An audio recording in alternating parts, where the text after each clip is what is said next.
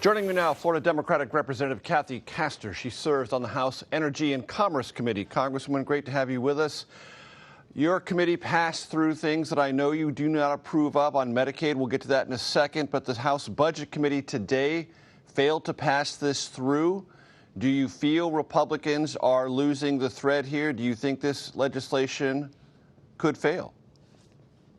It could die of its own weight because it is such a reckless and irresponsible proposal. The issue I hear mostly from my neighbors back home is it's all about the cost of living. And what the Republicans have put forward is a tax giveaway for billionaires that is funded by taking away health care from many of our neighbors and asking them to pay more on their electric bill. Meanwhile, they don't make up the difference and add trillions of dollars to the debt. This is not what the average American is hoping Washington will do when they send us here to solve problems. The White House today put out a statement saying this piece of legislation must pass. And one of the reasons it highlighted was that the legislation that came out of your committee dealing with Medicaid would knock 1.4 million undocumented immigrants off Medicaid, which they said is a significant reform. Do you accept that number, 1.4 million, and would you vote for that in isolation?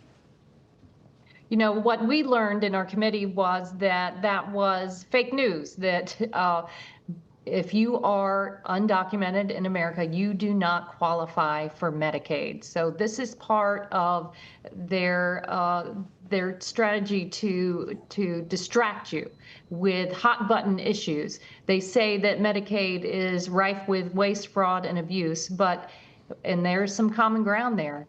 But most of what they are proposing goes to the heart of the people who rely on it.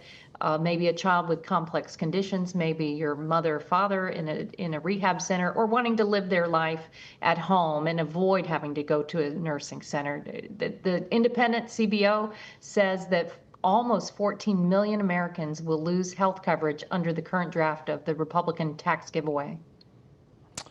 One of the issues that was before your committee was work requirements for eligibility. And I want to read to you something that the Wall Street Journal editorialized. It said as follows, quote, Medicaid isn't for men in their 30s checking out of society and watching YouTube. It's for low-income mothers and children with medical needs. How do you respond to that? Everything we've learned about paperwork requirements says that is just bureaucratic red tape and a way to keep people off of Medicaid. Just bury them in paperwork, shorten enrollment periods. If you are on Medicaid and you are able-bodied, you're likely working, or you're a student, you're in school, or you're taking care of someone, you're a caregiver. So that is also a distraction from what they firmly intend to continue to work on, a big tax giveaway to the wealthy and the well-connected, paid for by hardworking Americans, their health care and their electric bills. And when the Wall Street Journal points out that the reimbursement rate for men on Medicaid is 90%, but 50% to 77% for pregnant women and the blind, is that incorrect? Well, you're talking about apples and oranges. Yes. Remember, under the Affordable Care Act, where we outlaw discrimination for pre-existing conditions, we allow young people now to stay in their parents' policies until age 26.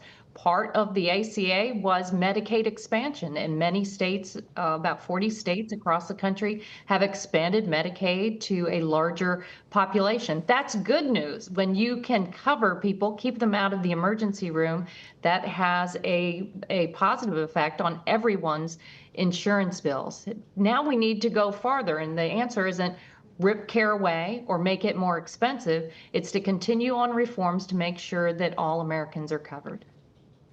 And when you talk about reforms, what are the things you would be open to within Medicaid to control costs and make it more practical as a budget mechanism and for people who receive the benefits? First of all, you do have to go tackle the improper payments.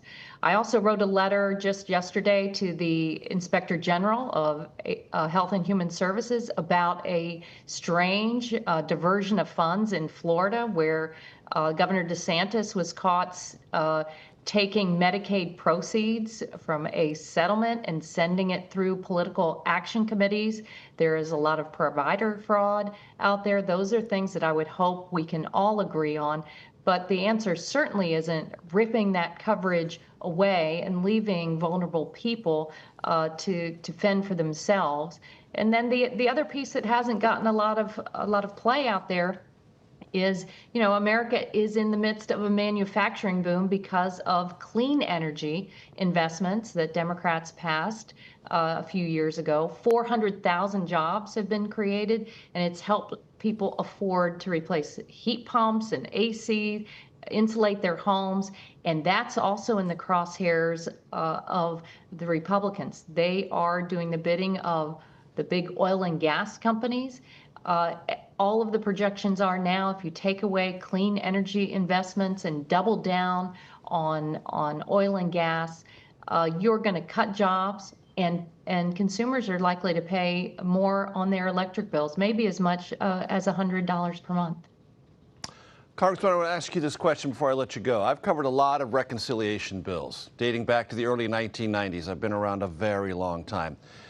The iron rule is they always pass. They go through lots of ups and downs. They go through lots of speed bumps. Lots of people get angry. They pound the table. But ultimately, the pressure from the White House, the imperative of the majority party prevails, and these things pass. You opened this conversation saying it's possible this thing could die of its own weight. Do you still believe that?